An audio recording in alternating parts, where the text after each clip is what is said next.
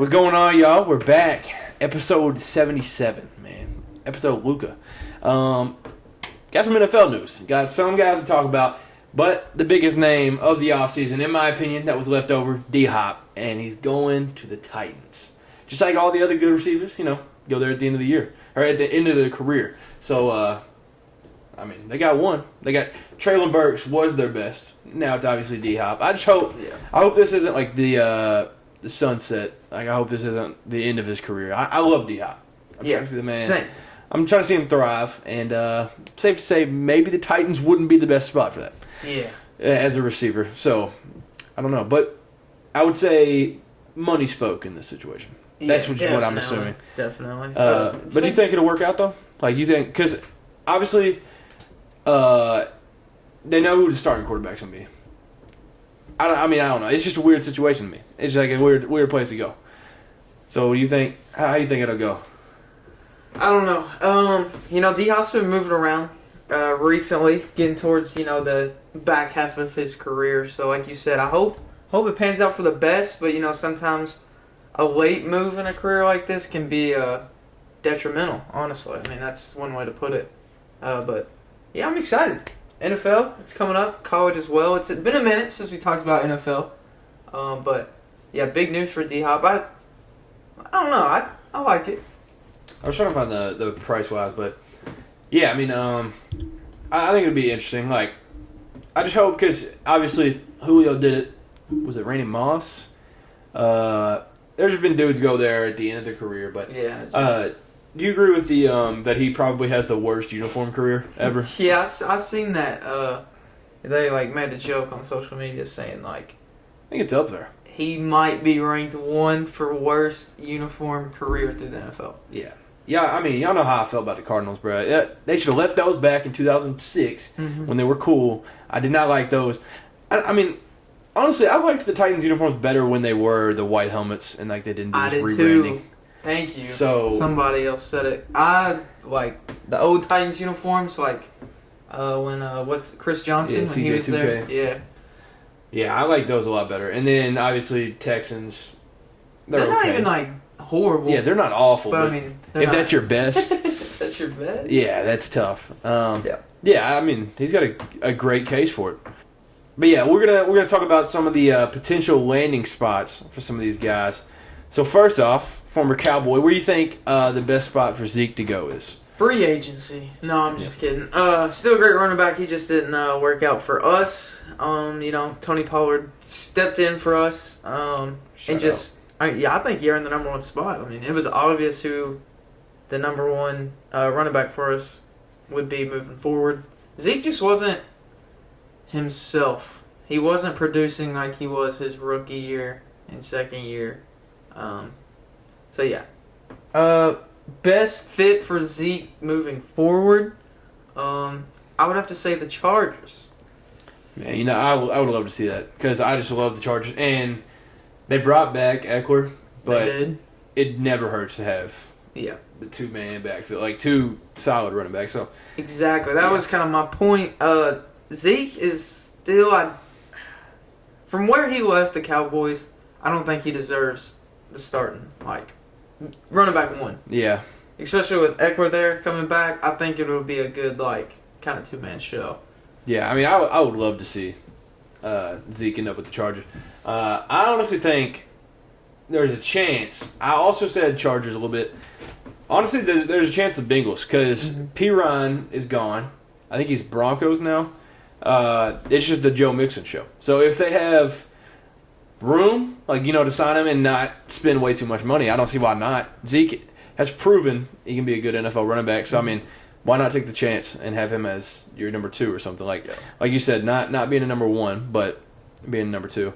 As for guys that would be number one, nearly anywhere they would go, Dalvin Cook. I think Dolphins. There's other rumors of he's from Florida, played at Florida State, whatever. There's the pictures that he's posted, the hinting at it, but whether that works out or not, we don't know. But I think Dolphins. I think that would be a solid spot for him. They have Mostert already and a couple other dogs in the backfield, but I would like to see him with the Dolphins. So you think if he goes Dolphins, he's automatically running back 1? I think so.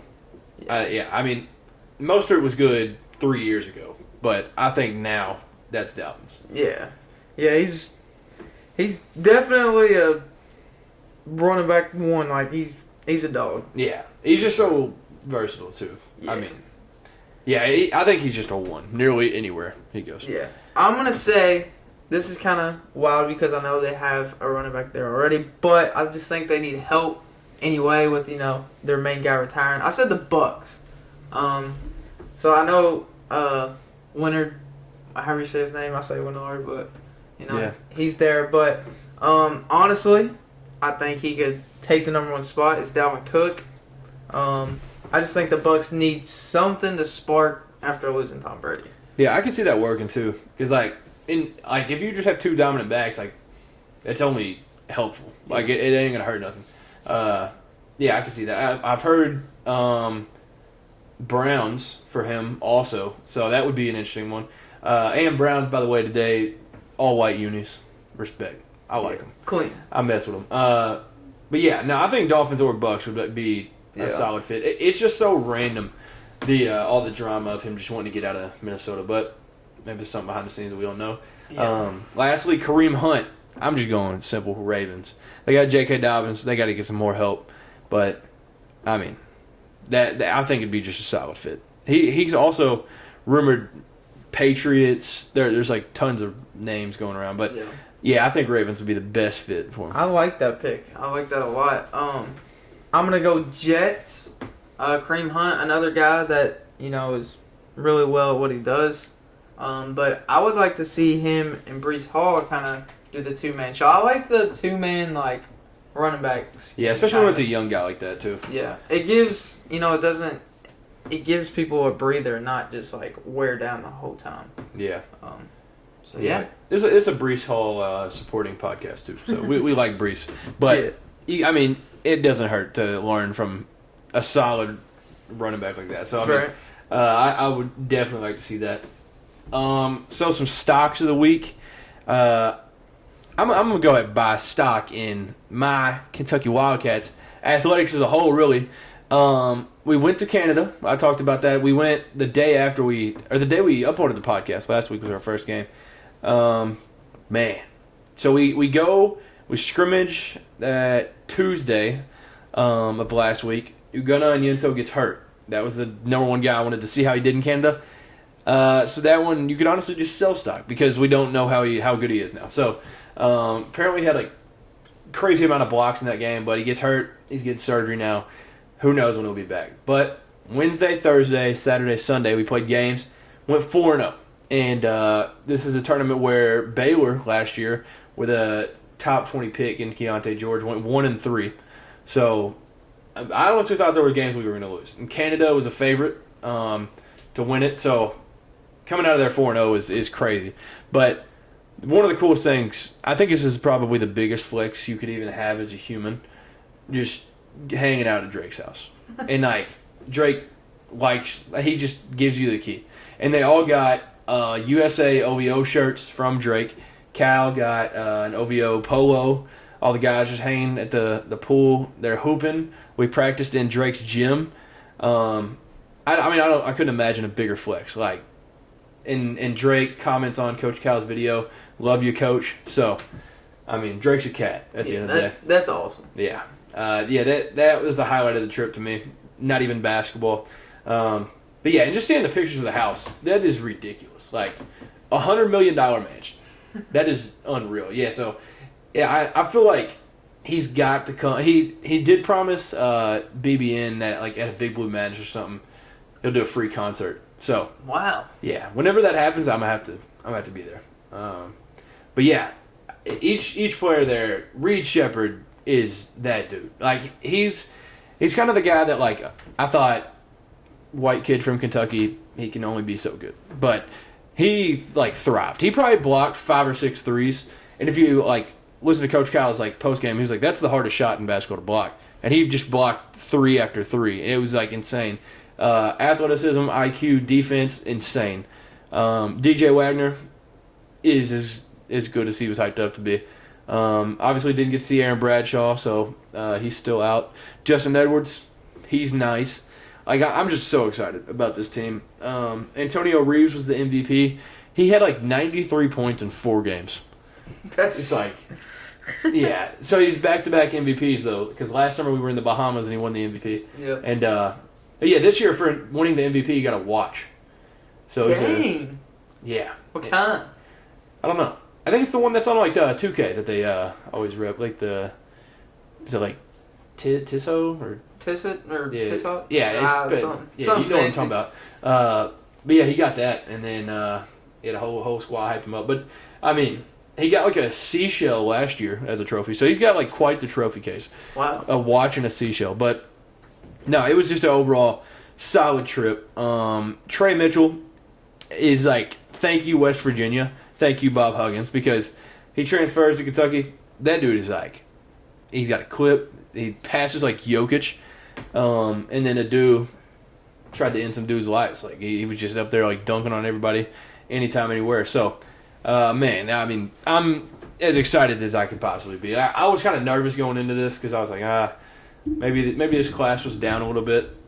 No, Yeah. right where I want us to be, and counting down the days till Chicago when we play Kansas. So, Nice. yeah, I'm gonna be excited. But and then, like I said, athletics. Brad White, our defensive coordinator, was named the #1 defensive coordinator in the SEC by 24/7 Sports and Matrix Analytical Solutions. They said Brad White has coached top 40 defenses in all 4 seasons as Kentucky's defensive coordinator, including a number 11 finish nationally last season, one of the best marks in school history. Brad White, I have been absolutely scared out of my mind that he's going to be a head coach like every offseason. It's like, he's definitely going to get an offer. He's going He's somewhere. going. And he keeps coming back. So it's just a blessing each day that we have him. Brad White is unreal. He's definitely going to get a good job somewhere one of these days. But, man, yeah, shout out just UK athletics as a whole because it's just up right now. Yeah. I didn't realize y'all's defense finished 11th last year nationally. Yeah, I didn't realize that until reading this article because I don't know. I guess late in the year we kind of picked it up, but Yeah. I don't know. I mean, we held the national champs that scored 65. We held them to 16 points. So That's I actually guess, nuts. yeah, I guess Like, that has to feel good to say. Yeah, lost by 10. So it's basically a W. And then, man, I don't even remember the other game. Like, obviously, y'all scored, 44? So that one probably moved us from, 5th to 11th alone. Yeah. But no, yeah, and then Louisville, obviously, they're our kids, so that's like a walking W.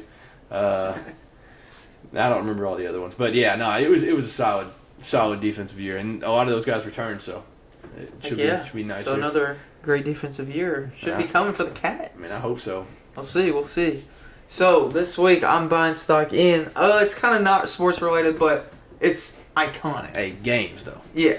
So going back to the games, if you ever played Call of Duty, they have turned and updated the servers back on to old CODs. So like Black Ops 2, Modern Warfare, all that is playable now. You can find games. I think this is awesome. People has waited for this because everybody talks about how good the old CODs are, and honestly, me and my friends have played it. It's a blast. Like, most fun I've had in like a while on games. Yeah, I remember you saying felt like a kid again the other day. So literally felt like a kid again. It was awesome. So it brought back a lot of memories. So I just wanted to, yeah, shout out to COD. speak on that. Yeah, dude, great things. Listen to the community. Them and 2K. Yeah. I don't know what's gotten into them.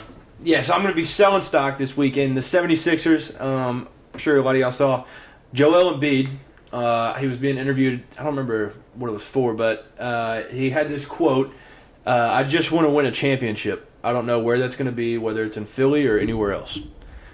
That seems pretty Joe alarming. Embiid said that? Yeah. So I guess he's not even trusting the process.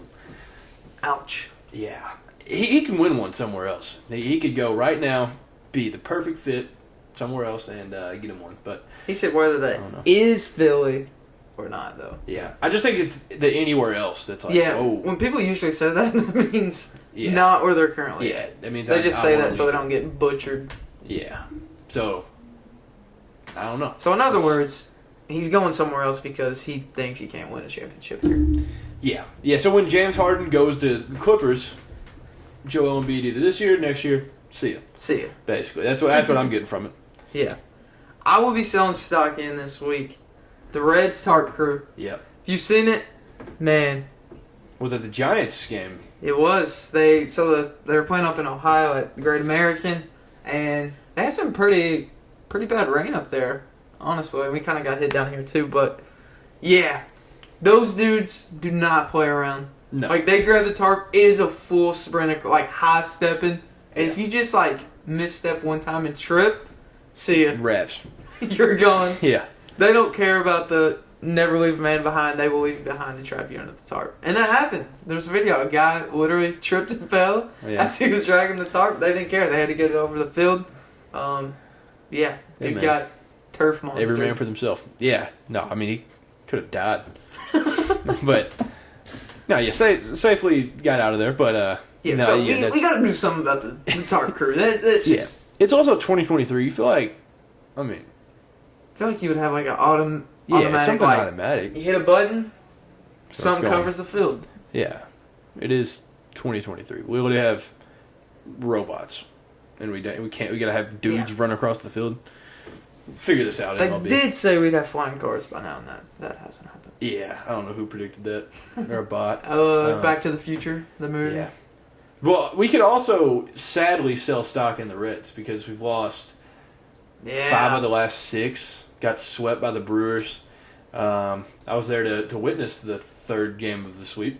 We were like setting records too. It was like first time. Okay, I'm gonna butcher this stat. And it kind of sucks that it was to the Brewers. They're not.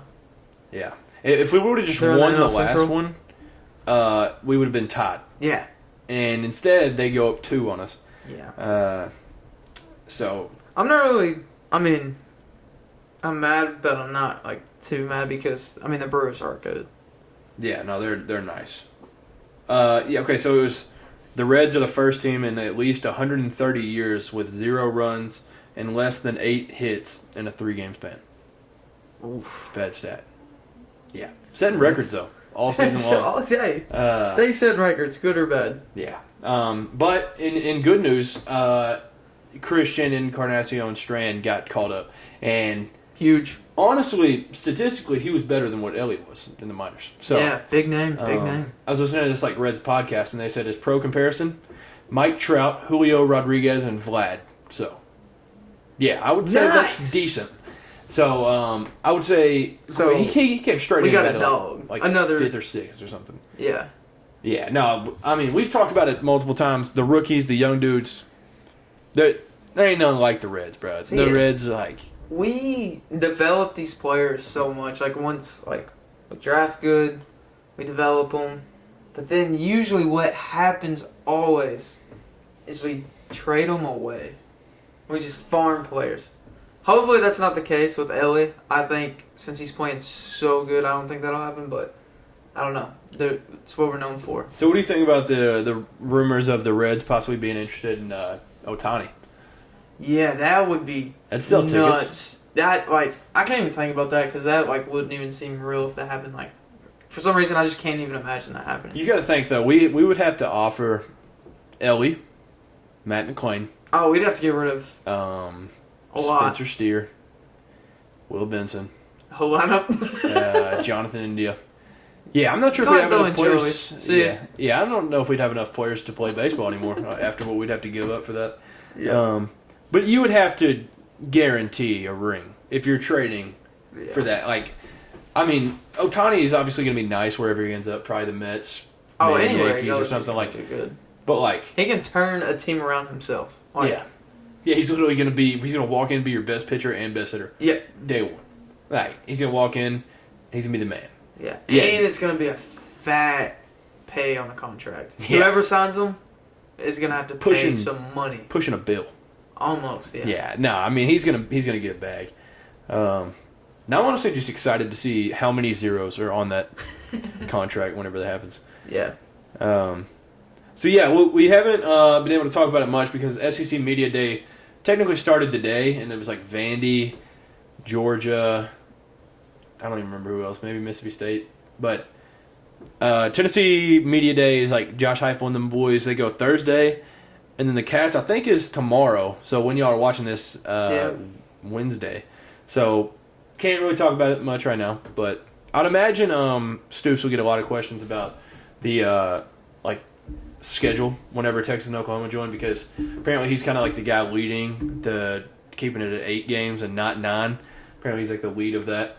So they'll probably get asked a lot about that. And then honestly, the O-line, like that, he'll definitely get asked a billion questions about that, because Liam Cohen, when he came back, he was like, first thing I'm fixing, that big blue wall. They were horrible. So he'll probably get some questions about that. And then, I mean, Josh Heupel, I'm sure they'll ask a lot of questions. Joe Mixon too, or Joe Milton. For y'all. So yeah, I'm excited for it though. There hasn't been any quotes like Eli Drinkwitz saying they're gonna have a guy win Heisman. So there hasn't been any like stupid quotes. Everybody's like keeping their head on straight. But media day, it's a good week every year. So now we're going to do something a little different. And we're going to do a tier list of the SEC head coaches. We're going to do it together. Yeah. So there could be some we disagree on.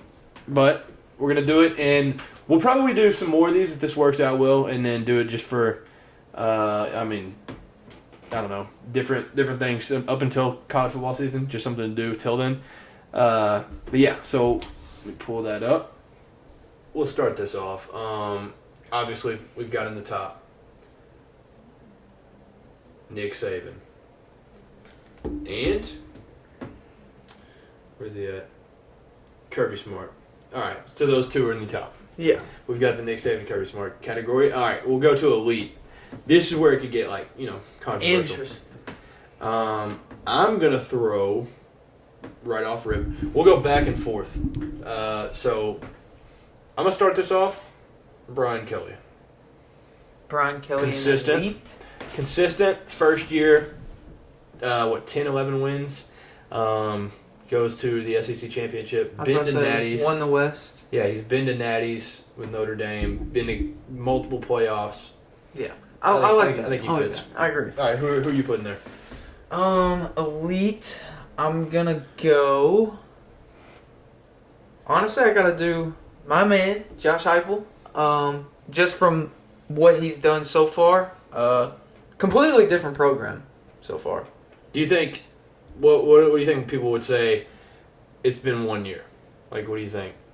Because he's only been a head coach like UCF, and then he did great things down in UCF too. Yeah. I mean, it's been 2 years. He's going on his third. But yeah, winning seasons every year. One breakout year, but you got to look at his recruiting class and the people that's coming in, and look what he did with the people that were already there. You see what I'm saying? Yeah.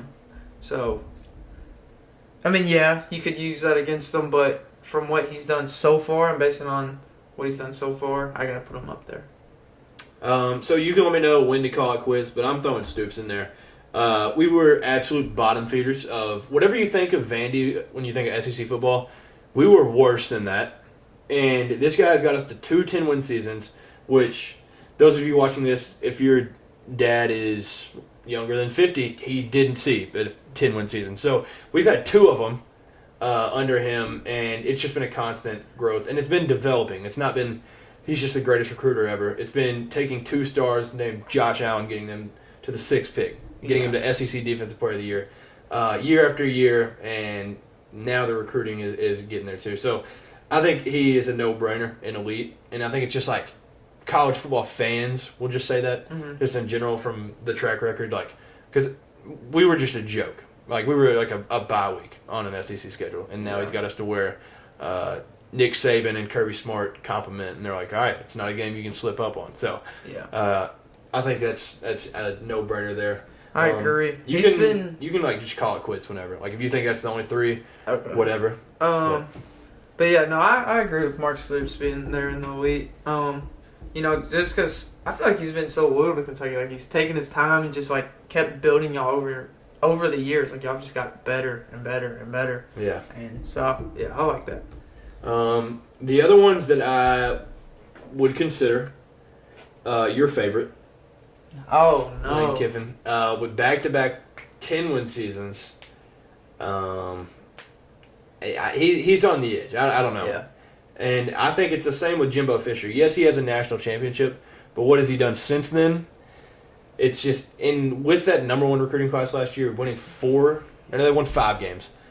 I don't know if that's good enough to get him there. Other than that, I think that would be it for me.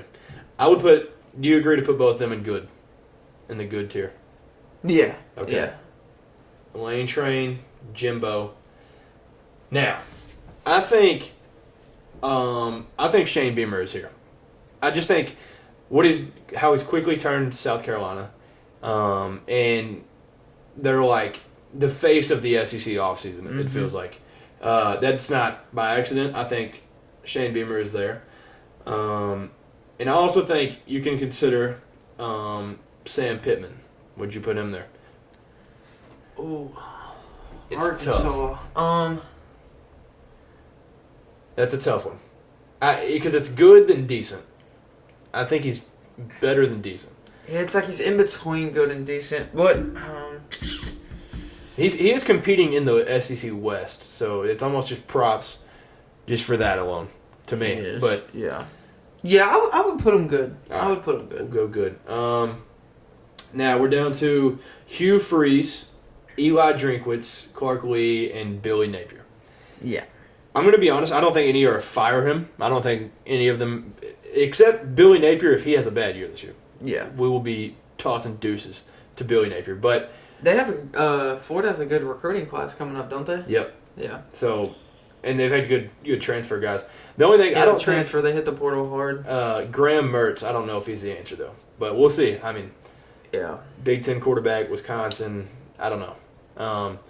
So we'll see with him, but what was Florida's record last year? 6-7? 6-6. 6-6. Yeah, then they got murdered by Oregon State in the bowl game. Yeah. Okay. So 6-7 overall. I'm going to throw Clark Lee decent. Clark Lee. What he's winning 5 games at Vandy is the equivalent of going undefeated. Crazy. So we'll throw him there. Eli Drinkwitz he's got a safe job at Missouri right now. So we're down to Hugh Freeze, who hasn't coached a game yet. So we'll put him decent. And Billy Napier. Are you already on the hot fire him after 1 year, or are you decent? I want to see what this year does. We can come back to this tier list next year, but for now, I'm gonna put them on decent. Yeah, we'll come back next year, and they went 12-0. Yeah, that would be Yep. Unreal. So yeah, that's the list. There's the list. So let us know what y'all would change on that list. But yeah, I think obviously there is the Nick Saban and Kirby Smart tier for a reason. That's the 2 best coaches in the country. Some people were trying to say, Nick Saban has taken a step back. Yet that's not the case at all. Very bold. Because he still brought in the number 1 recruiting class. Like, just because if winning a New Year's Six bowl was a down year, then what were they? 11-2. Yeah. Yeah, okay. All right. They destroyed the Big 12 champion. Yeah. Like, what do you want? Like, what more? And they lost both their games at Neyland Stadium in Death Valley. 2 of the top 5 hardest places to play by 4 points. Yeah. 4 points combined. Down year. Okay. Yeah, we'll see. I think this year is going to be a test, though. It's not like it's going to be just a tough year. It's going to be like a lot of question marks up until week 5. So I think this will be like a year where he's got to look himself in the mirror and just go to work. Yeah. And he did have to get 2 coordinators because offensive coordinator left and defensive left too. Yeah. Because obviously the last few years he's had the greatest receiving corps of all time and just a great offensive lineman and everything. He still got the lineman, but he wasn't. It was, Jalen Hurts, Tua, Mac Jones, Bryce Young. Now it's dropped down to where it's Tyler Buckner, Ty Simpson, Jalen Milroe. So, I think it's going to be a weird situation, but I honestly think Tyler Buckner does get it because, they pulled, I can't even remember his name, Notre Dame's offensive coordinator. Yeah. They pulled him to Bama. That's where Tyler Buckner came from. I just think it's like a match already. So, that would be my pick for him. But yeah, I think it's just gonna be a year that you got to watch at Alabama because they're a team that if they made the playoff last year, they'd have won. Yeah. Like they could have beat Georgia. I think a lot of people would agree with that as well. I think the coaches moving out and people questioning kind of all of that stuff. Alabama's been doing that. Yeah. Like Nick Saban, he's used to he's getting all these coordinators and assistant coaches jobs as head coaches every other year. Yeah, basically. And if they don't pan out, he just brings them back and uses them up in the booth or something. Exactly. So it's nothing they're not used to. Alabama, heck, could go win a championship next year, very easily. And it wouldn't surprise us. Yeah. We'll have to redo this tier list next year, though, when we add Steve Sarkisian and Brent Venables, though. Yeah. I'm going to be excited when they join. So, but yeah, no, as Media Day happens, follow the Instagram because the updates are going to be going stupid. Yeah, updates are going to be crazy on there. And tomorrow was Mike Matthews. Mike Matthews commits to somewhere. He's down to Tennessee, He's Georgia. going there. Hey man, I hope so. He's going to the I Bulls. hope so. I'm calling it. It was Tennessee, Georgia, and Ohio State? No, it was Tennessee, Georgia, Clemson, USC. Yeah. 5-star receiver. Obviously a big get, no matter what program you are. Yeah, I seen on his post, somebody was like, come to where Deion Sanders is, come to Colorado. I was like, bro. No shot. Isn't he from Georgia, too?